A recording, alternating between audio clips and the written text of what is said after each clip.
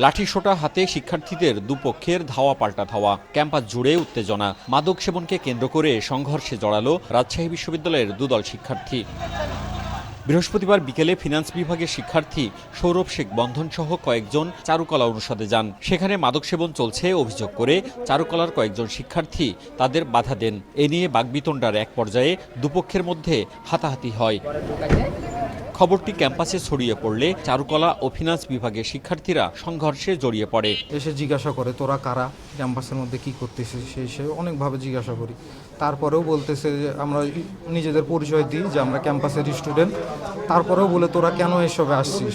তারা এখানে গাঁজা খাচ্ছিল, এরা তাদেরকে গাঁজা খাইতে নিষেধ করে, এইটা নিয়ে বাকবিতণ্ডা হয়। ছাত্র হোক বা যাই হোক, তারা লাঠি হাতে নিয়ে এসে তাদেরকে শারীরিকভাবে ব্যাপক প্রহার করে। খবর পেয়ে বিশ্ববিদ্যালয় প্রশাসন ও পুলিশ পরিস্থিতি নিয়ন্ত্রণে আনে।